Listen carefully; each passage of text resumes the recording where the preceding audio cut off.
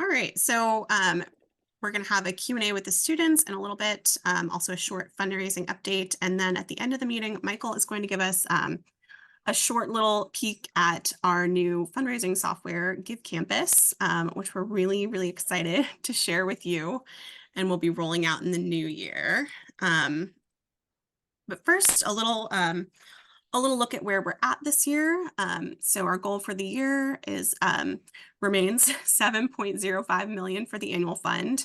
We have 4.7 million raised to date, which is 67% of the goal, with about 2 months left for the final push of the year. We have 3,550 alumni donors, which is 71% of our donor goal. So we're a little bit ahead of last year where we are with donors. We have a lot planned for the next 2 months. It's going to be very busy. We have a couple of mailed solicitations. One of those is an honor roll mailing to the classes of 1999 and earlier.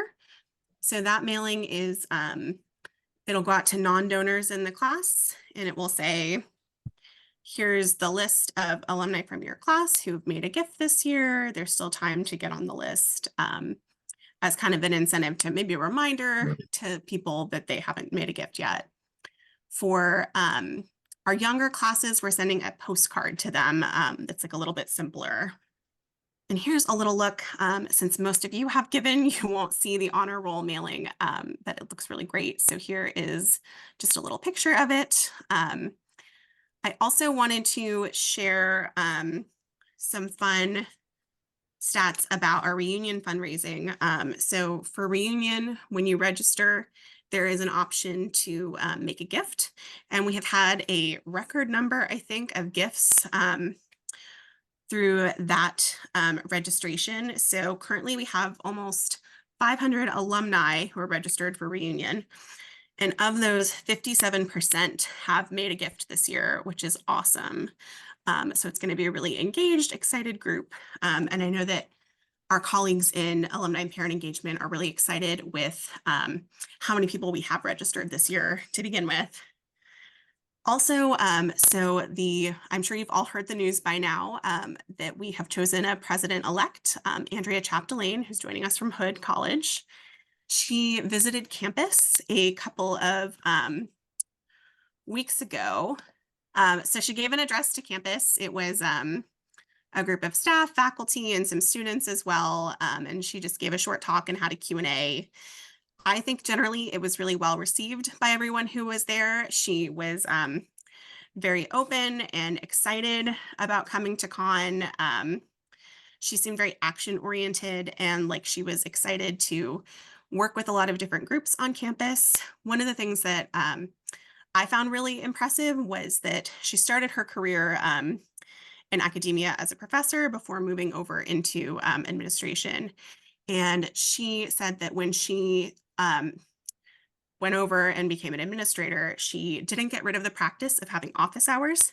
So even as president, she would have office hours where anybody on campus could drop in and ask questions, talk to her. And that's a practice she plans to continue at con. So I think that was really promising. Michael, Becky, Lynn, do either of you have any other feedback from her visit? I'll just go next.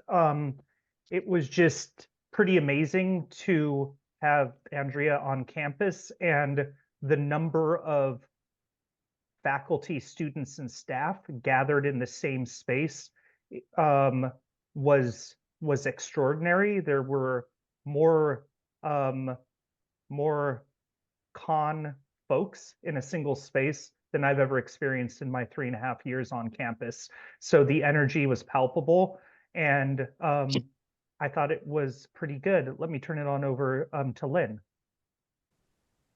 Yeah, I'm sorry I was a little late, so I'm not sure everything that Emily shared, but yeah, I think it was great. And I know she's coming from a college that was struggling when she took it over, and she brought that college to a place that is now thriving much more. So it's not like she's not experienced with taking over when there's been some issues happening at a college. So that's something I think we all can look forward to, that, you know, hopefully she'll come in with some new and good ideas to move us, you know, to that next place that we need to be. So I'm looking forward to working with her. Only thing I would really just ditto, because it's already been said, but when she came to campus, there was so much energy in that room and just a lot of positivity. And it was really nice to feel that. And truly you felt it. And so it was just a nice change. It was, I think. She starts on July 1st in the new fiscal year, but she is going to be coming for reunion weekend, which is the 31st through the 2nd. So she's going to be here at a few events. The ones that she is confirmed for right now that we know about is she's going to be giving an address at Convocation on Saturday late morning. And she is also going to be at so we're having a 1911 Society donor reception for people who are at reunion, who are 1911 members, and also people who are nearby and can make it. And she and Les will also be attending that as well. So we're really excited that she's going to stop by and meet some people before she even starts. She's obviously really eager to get started. I have a question relating to the fundraising. Yeah. How many living alumni are there? Approximately 30,000 and some change. So maybe rounding up to 31,000 now alumni. Why is our donor goal 5,000 alums? Partially because our base of alumni who we have contact information for is closer to 25,000. Last year, we concluded the fiscal year at 4,503 alumni donors. So we knew going into the year that it was an interim year with interim leadership. And we felt that setting a goal of 5,000 was a step up from last year at approximately 4,500. And it was a step in a positive way. I know I have classmates who don't give, but Lynn knows that I'm just a regular donor. My husband graduated from Dartmouth, got a gift when he'd been giving for 50 years in a row. It's just in my life to contribute. I mean, I contribute to my church, I contribute to my college.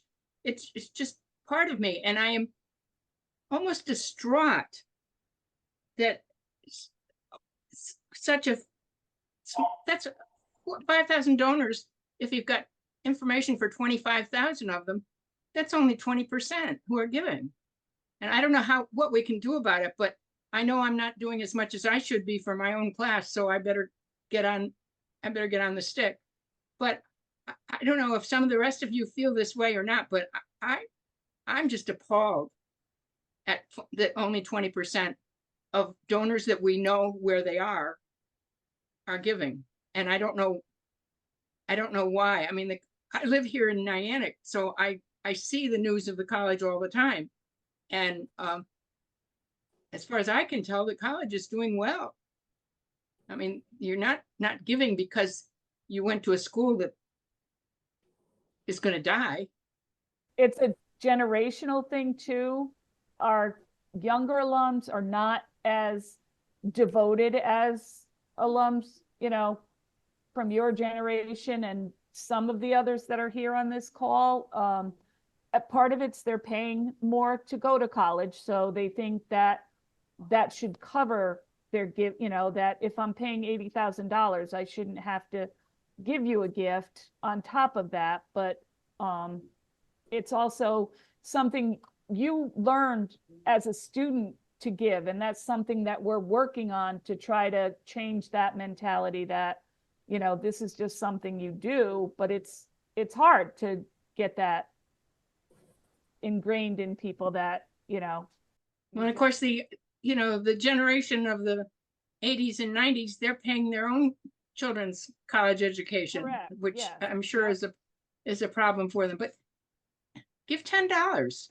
Mhm. You know, we're all told that it doesn't matter what you give. Hi, my name's Gwyneth. I'm a student. I'm a first year. Just to what you just said, Judy, I think you answered your own question when you said your husband gives and you give, and it's part of your life. To your church, to your school, your husband gives to Dartmouth. You're answering your own question. It's culture. It's what you learned, but it's unfortunately it's not in our culture anymore. And I think a portion of that is because of the price of college. The price of college is terrifying, but I think it's bigger than that. I think it's people don't think they need to give, and they don't understand the value in it. If it's to school, if it's to charity, if it's to church, that value has significantly diminished. You're absolutely right.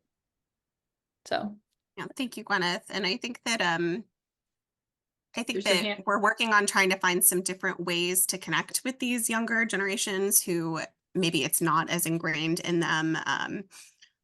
So we found that in particular, younger alumni get really excited about to give during things like our athletics initiative in the fall when they have a connection to their team that feels more meaningful to them. So we're working on ways to work with them in ways that that really gets them interested.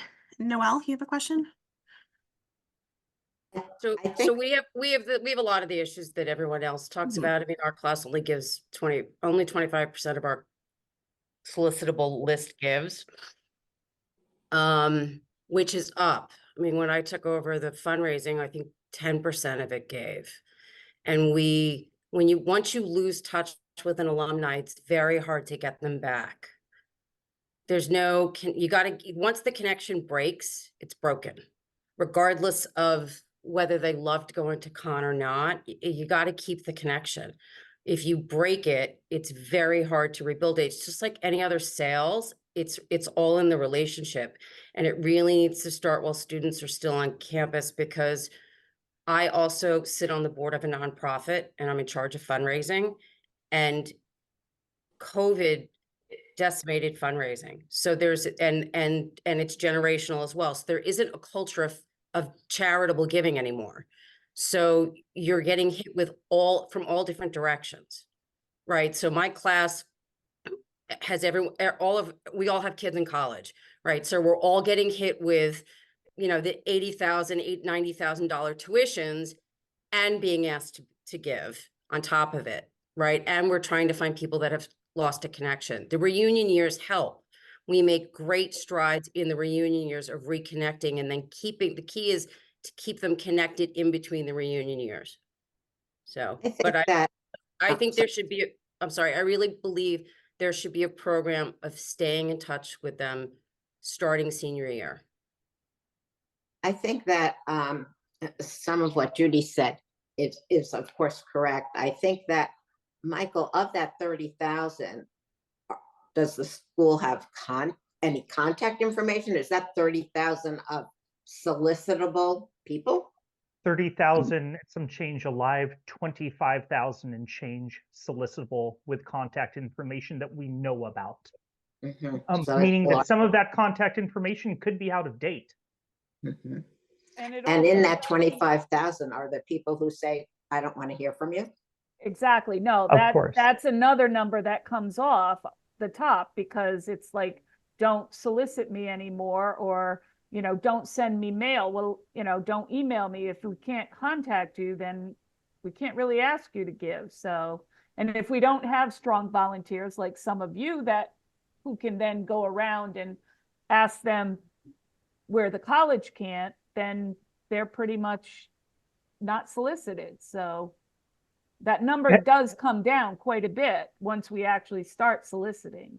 And please know that for part of our presentation, we are going to be going into this in some detail. So hopefully we're able to kind of talk through it. I'm going to hand it over to Warren, but I do want to share that the class of 2024 for their senior class participation is at approximately 50%. The class of 2023 finished the year at about 30%. The class of 2022 finished the year at about 19%. Over COVID, a lot changed in terms of people's behavior. And again, our younger alumni who have graduated since 2000 currently comprise 40% of our solicitable base. So as far as young alumni go, that's the key to unlocking participation now and into the future. And we'll be hearing that there's a very positive correlation between volunteerism and participation. I do see Warren. Just a couple of points. Noelle, I couldn't agree more with you. We've been working very hard as the 50th reunion class gift committee to reach out to everybody. And not to beat a dead horse, but the lack of reliable contact information has been a real hindrance. You know, you work hard to recruit volunteers, and then we don't have the tools that they need to do the job we're asking them to do. I would personally love to see the college invest in maybe hiring an outside firm to make sure that we have more up-to-date information for our alumni. And that's something we should probably be doing on a regular basis because it changes so, especially with the younger classes. The other thing that I just thought of, we have gotten some people to give for the first time. And again, I think it's been because of the outreach. It's our 50th reunion, but could we do more to recognize repeat donors? Judy, I think you mentioned your husband got a pin or something, but maybe He got a cup. He got a revered bowl. Wow. I mean, if we could look at, you've given consecutively for 10 years, you've given consecutively for whatever. Maybe people don't care about the tchotchke, but I think the recognition is important. And maybe there's a way that we can, now that we've got some people hopefully engaged and maybe hooked, that we can continue to encourage them to give each and every year. A part of it is habit. And I do believe, you know, for some of us it's culture, but I think some people can learn how important it is. And maybe with a little bit of encouragement and recognition, we can get them to give on a regular basis. Yeah, thank you, Warren. Those are some great points. And we do have a new director of advancement services who just started this year, and we're hoping over the summer to have some discussions with him about ways that we can work on cleaning up our contact information and getting that in some better shape. So we're hoping we can make some progress on that. So one of our students had a last minute conflict come up, but we do have Gwyneth here, who you already heard from. So Gwyneth is going to share with us a little bit. She is a student advancement officer, so she works in our calling center. And it's her first year doing that with us, and she's going to share a little bit about her experience. I have a few questions for her to start off, and then you guys are welcome to ask questions as well. So Gwyneth, thank you so much for joining us tonight. Can you introduce yourself, your class year, your major, and maybe what your favorite class is this semester? Yeah, of course. My name is Gwyneth. I am a first year. I'm from Cape Elizabeth, Maine, so just a little bit south of Portland, Maine. I am a intended but not officially declared, but I'm going to declare government and economics double major with a double minor in German and finance. And my favorite class this semester is terrorism, but all for good reason. Yeah. And what has your year been like as an SAO? What have been some like challenges and maybe a highlight of the year? There haven't been any specific challenges. I love my position as an SAO because it's very unique because you're actually working with a team on campus. I also work in the library, and I love everyone who's in the library, but you're not like I'm in a position where I'm doing something that and not to say I don't learn from the library, but I've learned how to use the programs and connect with alumni, and it's helped me understand, because I didn't I mean, there's not a, like I said, because I've experienced it, that there's not a culture of giving like there used to be. I really don't think it exists because I don't think that there's the knowledge or education of the importance of it. But because of the position I'm in, I've learned about that importance, and I've been able to talk to my friends about it too. And they really didn't know either. And I think it's really unique, and being able to connect with alumni too, I really like, because we're a really small school. So those connections really matter. Yeah, they really do. And I think a lot of alumni like hearing from students. So for those of so for people who aren't as familiar, how many calls on average do you make in a night? And how many alumni would you speak to out of those calls? Okay, so if we're leaving voicemails, then you're calling hopefully about 40 people an hour. So in a shift, that's about 80 calls if you're leaving voicemails about there. And if you're not leaving voicemails, somewhere between 50, 60 an hour. So 100, 120 in a shift. And I think it really depends on the day on how many alumni you're talking to. I've talked to, say, out of 100, I've talked to maybe 50 in a night, whereas sometimes you don't get as many, sometimes you get more. So I'd say maybe, yeah, I mean, it also depends on the time of the year, but maybe you could average it around 40 or 50, hopefully. Yeah, I was so impressed when I learned how many people you guys call and speak to in a single evening. We make a lot of calls, and it's You really, do. it's funny because it might not sound like it's important to call people who don't pick up, but it's a note to what one of the alumni were saying earlier about getting that contact information, because those calls, even if you're not communicating with an alumni, when the phone number says that it's been disconnected, then that's one more contact update you can make. Mhm. Who are And you it's a calling? good, What's the list that you're given? So the alumni we contact, we used a program called VanillaSoft.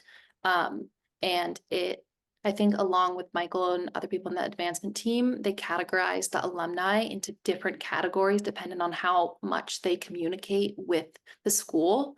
And it's an RFM system. So it's RFMs A, B, C, D. I think it only goes down to D, right? Yeah. it Sorry. goes through E. Oh, And RFM stands for recency, frequency, and monetary.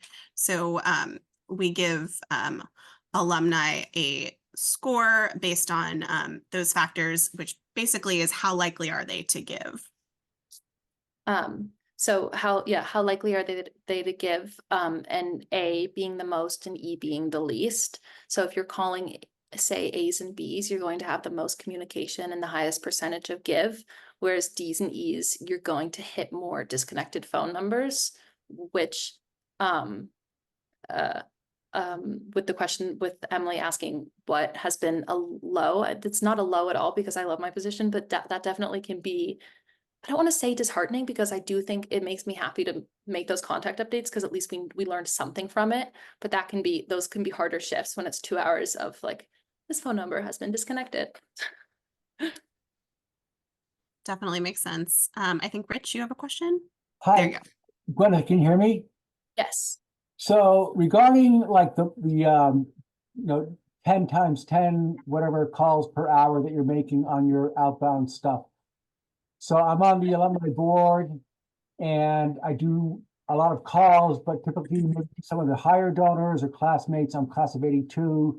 But my question is this: in your experience doing multiple high volume calls, when you get a voicemail and you're asked to leave a recording, how do you do that? And I'll just, before you answer, I'll say what I usually have done is to say, hello, this is Rich 82. I know it's your voicemail.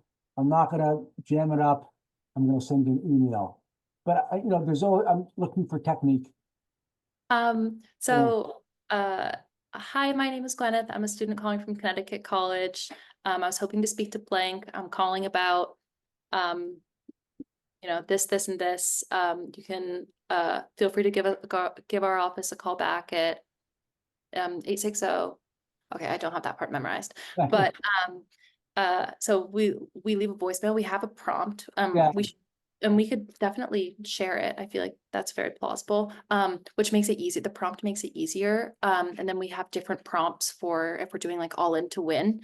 And then if, like you said, you made note about email. So if we have their email on contact information, like with their contact, then I'll say, I'm going to send you an email as well. Yeah. Say the same thing. Same idea. Yeah, that's good. I'll just, because I was, because voicemail, people like might quickly listen to and delete, but I always try to follow up with, I don't want to have you listen to the whole voicemail, but I'm going to send you a text or an email. Because people, when they're, not having to listen online, might be more responsive. So it's a tricky situation. Yeah, and I usually if we have their email information and we're sending emails too, then I'll do it right. I'll say that right after I say I'm a student calling from Connecticut College about blank, and then I'll say I'm going to follow up with an email, and then I'll say like the rest of the prompt. Right. But just because, like you said, not everyone unfortunately is invested in their voicemail. Yeah. All right, great. Thank you. Good luck. Thank you. Hey, Gwyneth, could you share maybe just a snippet of one of the more meaningful conversations that you've had with an alum? Yeah, totally. I actually had one night I had an hour and 20-minute phone call with an alumni. I follow her on Instagram now, and she follows me on Instagram. I have her on LinkedIn. She emailed me. I emailed her back. I can look up her name. What I have her Instagram profile picture in my head, but I can't think of her name right now. But she Her was name's not important. Her name's not important. she was so nice, and the conversation actually began by, oh, and she ended up giving a gift also. But the conversation started with that she was weary to give because of the controversy with the president. And we just talked that through and talked about that and talked about student life. She was on the rowing team. We talked about rowing. And yeah, so and in the beginning of the call, it was really nice because in the beginning of the call, she didn't want to give, but she was happy to talk and update her contact information. And by the end of the call, she gave, and it was nice to know that, like, outside of the number or the gift itself, it was nice to know that me talking to her made a change and helped her, I don't know, like helped her have a more positive view of Con now. Sounds like a really amazing conversation. Yeah, it was really sweet. I know most people do not stay on the phone with people who are calling asking for money for over an hour. So I am so impressed with that. I got off the call and Cody was sitting right there, and she was like, oh my gosh, like you were talking about same woman for so long. It's like, I know, it was great. Well, a big part of your job is about making connections with people and reminding them about their time at Con and why it's important to them still. Yeah, it was really sweet. Do you have any advice for someone from your perspective of making so many calls? Was there advice that helped you when you got started, or advice you think would be good for alumni to hear about making phone calls? I think approaching it like it's bigger than the gift. Of course, the gift and the number matters, but I think, I mean, like I've already said, the culture and making those connections with those alumni, they might not, I believe it's averages 7 contacts with an alumni, 7 points of contact with an alumni before they give. So 7 meaningful conversations or 7 calls, 7 emails, but you never know if that call will make the difference. And I think those connections are just really important, and so that they know, maybe they can understand the importance of giving if they didn't know yet, because maybe they haven't given because they don't know why, or they haven't given because the school was dealing with a bit of an issue, but now they're talking to someone who is up to date with the school and they're learning that that issue is being handled, and now they're able to think of their school more positively like they had before. So maybe it won't start with a number, but it can end with 1. And even if it doesn't, you're still making a really important connection that might lead to a number in the future. I think that during the period So Dave and Warren maybe agree with this, or maybe they don't. But I think that the period when we were at Con, there was a lot of disillusionment in general, and perhaps with the school itself that had recently gone co-educational. And so I think there may have been people who were at the school who didn't want to be there and were there. And I think that when I make calls, I mean, there are people who just, notwithstanding the education they got, they just don't want to have anything to do with the college. And I find it surprising, especially when I look at people who were house fellows, which at the time they were there, they seemed to be all in. But you know, in the almost 50 years for all of us, it's like not a thing for them. And yet they invested all that time and energy while they were there. And some people didn't, and they're more off the page. And I understand that a little better, but I think we've lost a lot of people's energy. And I think what Gwyneth is saying is, you know, we need to bring them sort of to where we are, both in terms of what's going on in the world, but also how the campus is addressing that. Absolutely. Do we have any other questions for Gwyneth? How do you text alumni who don't provide mobile numbers? So, right, no, I'm sorry. So we do text people who do not pick up their cell phones. And there are a number of alumni whom we call where we have a cap. And for RFMAs, that might be 7 to 10 calls. For RFMBs, that might be 15 to 17 call attempts, and so on and so forth. We know that we need to make more calls on average, per the law of averages, in order for an alum to pick up. But we will not just call in like forever. At some point in time, we will leave a message, and then we'll approach that individual through another channel. But no, there's no way that we know of now to text somebody who we do not have a mobile number for. And interestingly enough, we don't necessarily see a lot of gifts through texting. And again, we've been texting for a couple of years now, and we're still kind of figuring it out. But texting seems to be a good educational tool. We can send out a URL and a link that somebody will click on in order to find out more information. But they aren't necessarily saying, oh, I didn't pick up a phone, but I will make a gift by text. But of course, it will vary by individual. I just wanted to say, last year for the class of 73, with our outreach calls, we used some software called thatsthem.com, and we had a lot of luck kind of tracking down people and verifying phone numbers and addresses and email addresses with that. Not everybody, but you know, it was an aid for us. And your class in particular, Brian, spent a lot of time and effort from a number of individuals to achieve the outcomes that you did. It took a lot of time and a lot of energy, and it paid off. Thanks.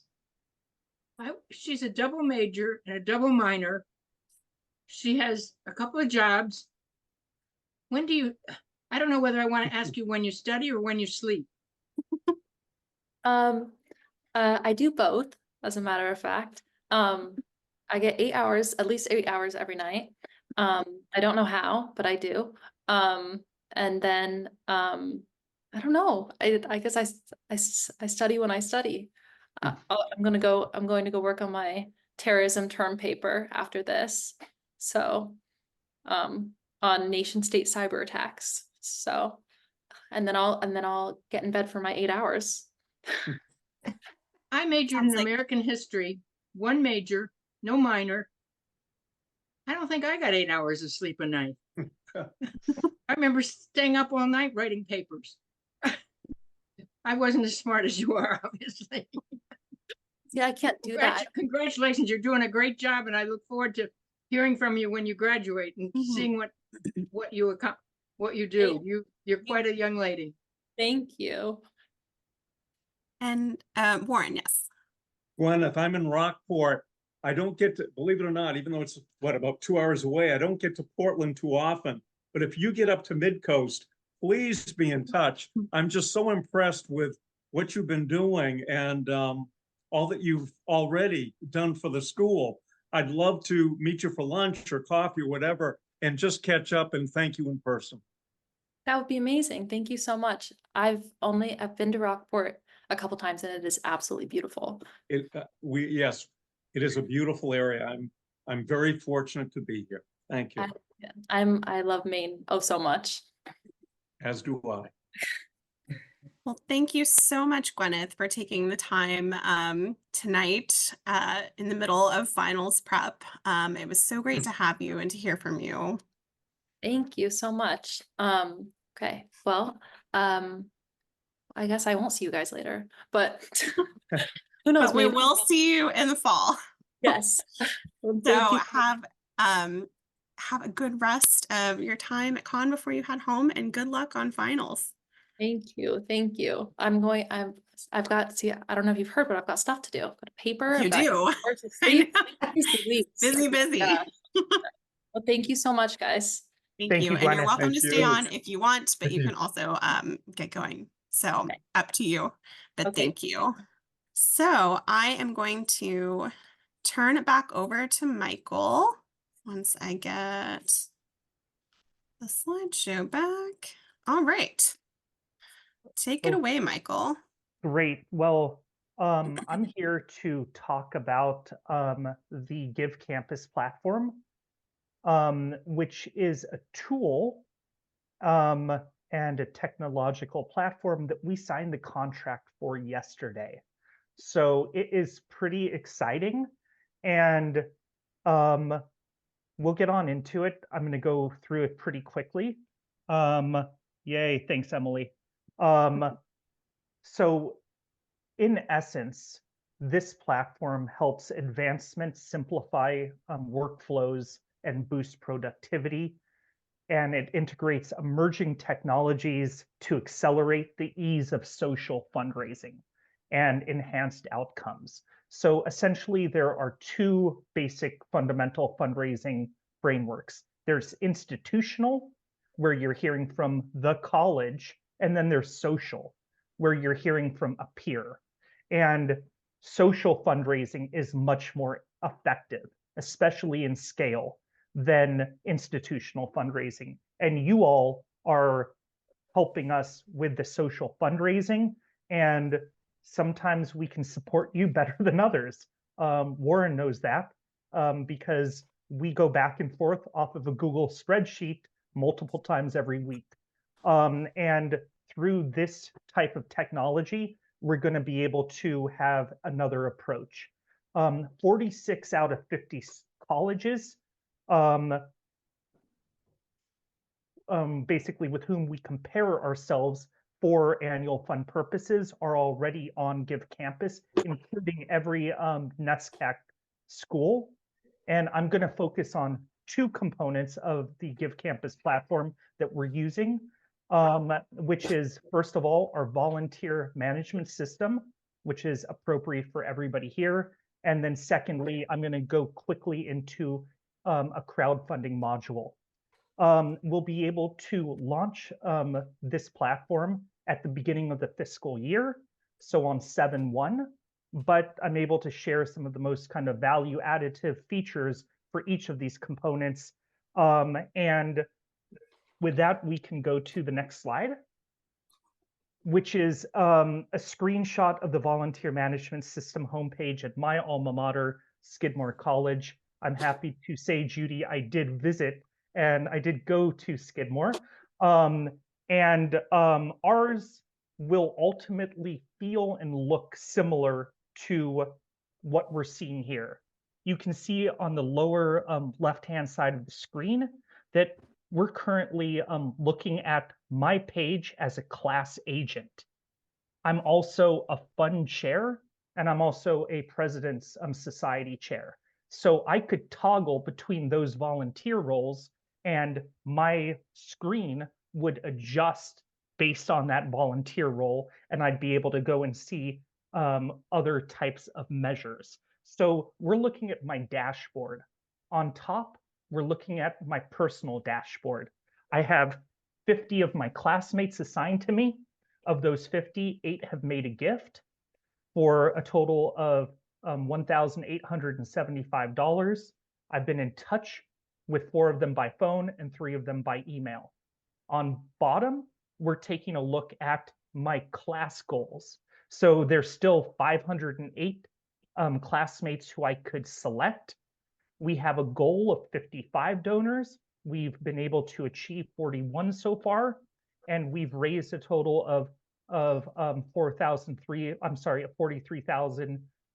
We'll call it 44,000 out of our class goal of 65,000.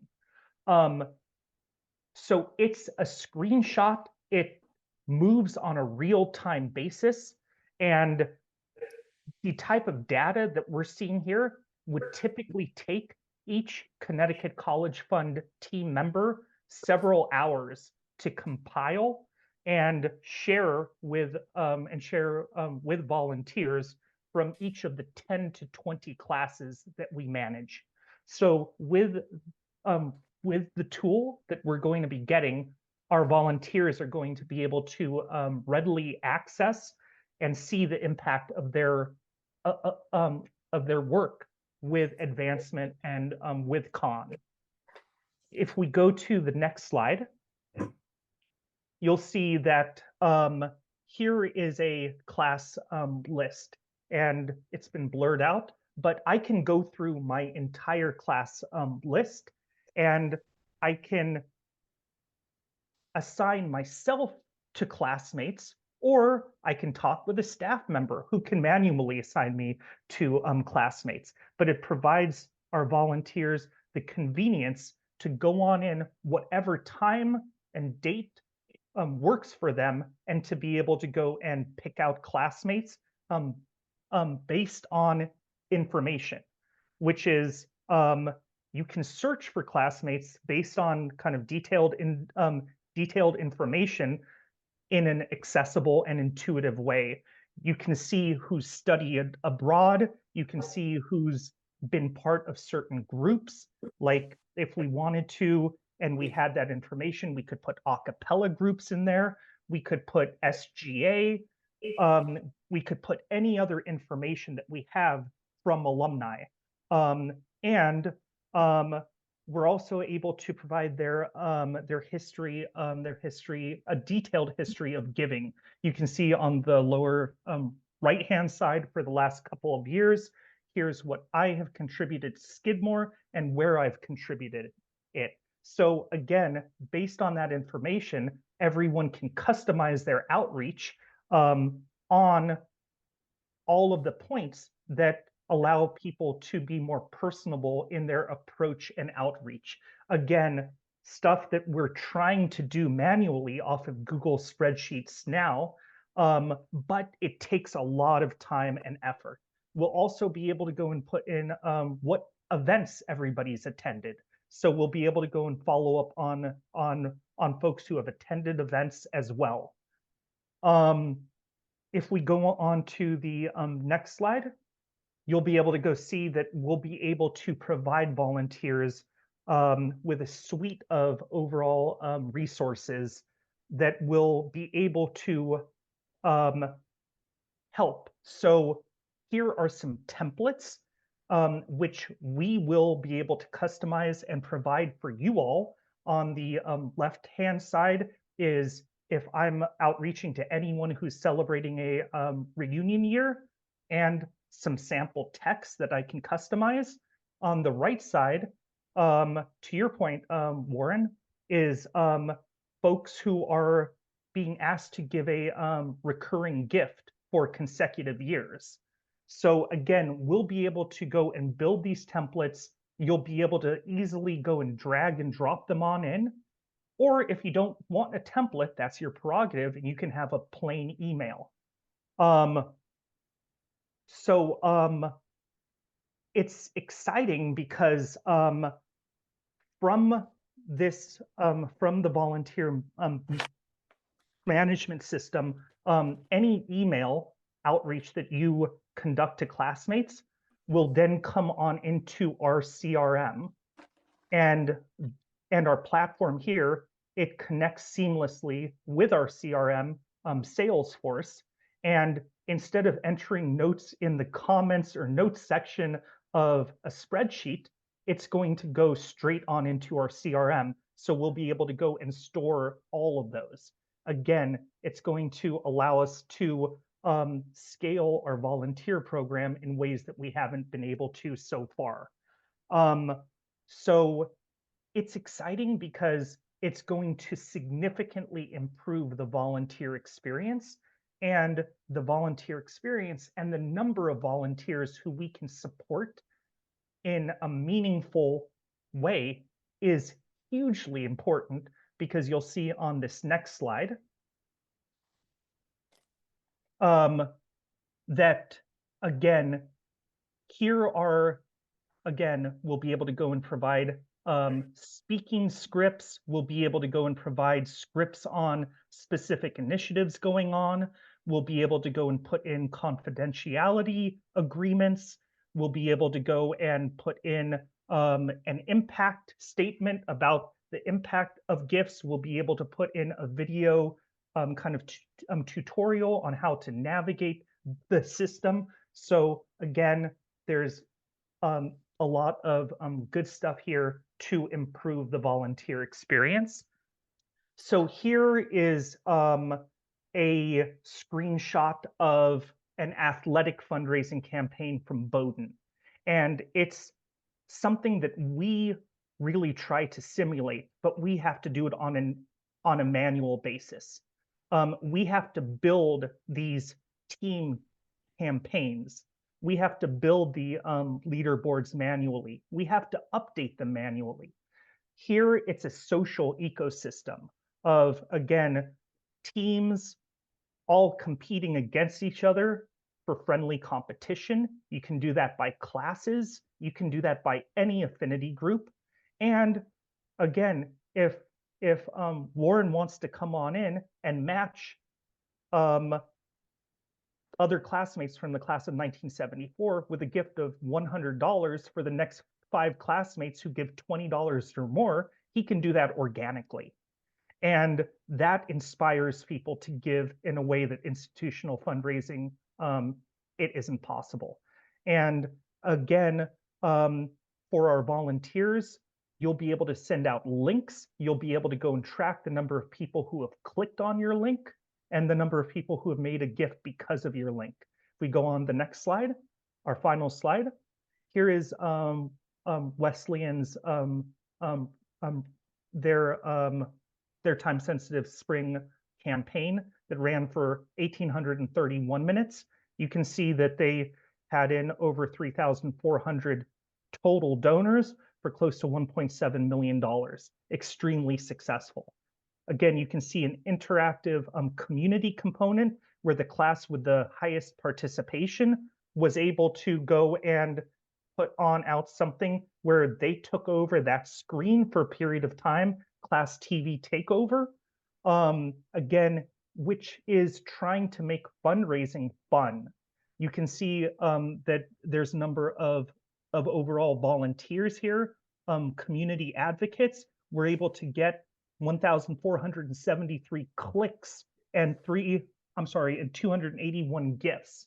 So again, you're able to go and really measure progress on an individual basis, a heat map of where people made contributions from. There's a lot of functionalities here that are all built on in. We are getting towards the end of our time, so I'm going to ask Emily to put us all back on the same screen. But extremely excited to be able to take advantage of this tool that other peer colleges are and are seeing a lot of success with. And I think that, again, from a CC Fund staff, from an advancement team, and from a volunteer perspective, we're going to see a lot of progress and a lot of good wins here.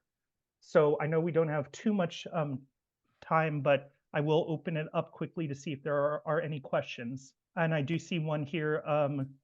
does give campus have a- form the backbone of a new source of truth where alumni can update their contact information.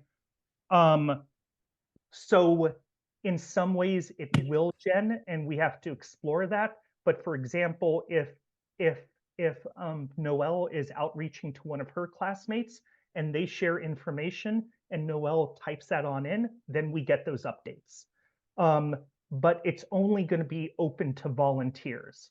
Not every single alum is going to be able to access Give Campus. And there has got to be, in the same way that we have it for our CGOs, a confidentiality agreement, because we can't just provide that information to everyone. I know you had a question over here, Dina. Yeah, I have two questions.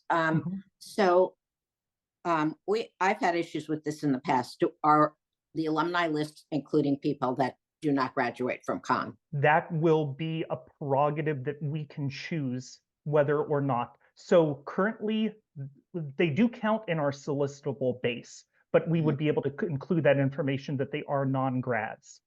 Okay.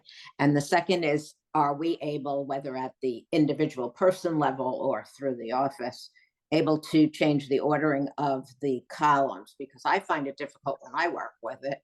The names are like far left, and what they've given in the past is a far right. And it's all the stuff in the middle I don't need when I'm making the call. I need it to have read before, but it will be customizable, yes. okay. In short. I see over here, how about Warren? Michael, just a quick question. How do you envision training volunteers on this new platform? So we're going to be doing that online. We're also going to be having more in-person investments in volunteers. We'll be having a volunteer boot camp on campus. We'll also be going out into certain areas where we'll be able to host volunteers, have some fun, and do some training in person. But a lot of it will be online in the same fashion that we are now in terms of Zoom. I do see over here. And I'll just add really quick, Michael, to Warren, that we know it's not going to be an overnight process where everyone's all of a sudden using all of the features. It's going to take some time and some work for us all to get comfortable with it. So we'll be working on that with you guys. But Emily and Michael, it is so impressive. I wish we had it this year, but going Me forward, too. oh my word, this is night and day. I'm just blown away by this. Thank you for sharing. For sure. We're so excited too. Yeah, I know we're over time. Anybody who has to go off, understood. Noelle? I have two quick questions. One is, when is the honor roll mailing going out? Because you didn't say when that was actually going out. That is going out towards the end of week. Yeah. So at the end of this week. So it should hit mailboxes early next week. And my second question is, do we still have a mechanism to do gift capacity research so that we know who we can target for leadership gifts?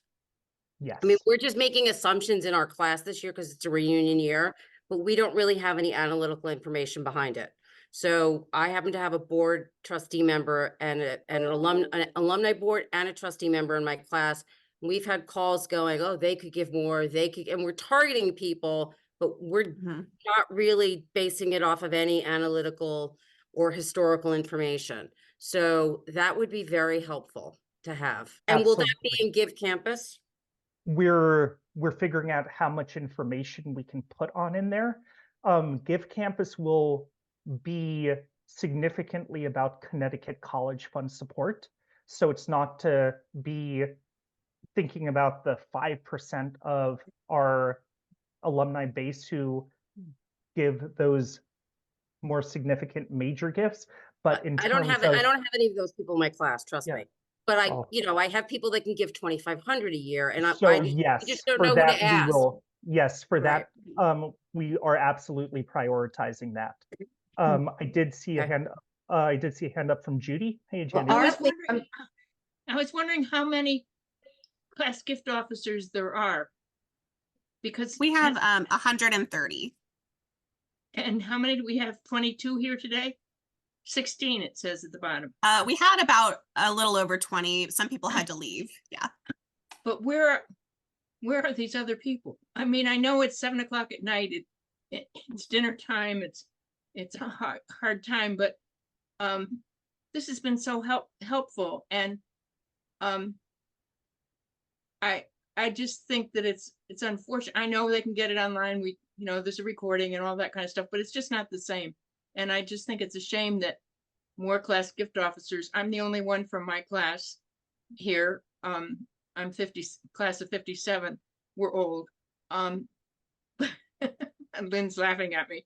But anyway, I was just wondering where the other class gift officers were. And I also was wondering if you from the alumni office could send to your class gift officers an update on who has given so far this year. So now, I mean, I'm really motivated right now.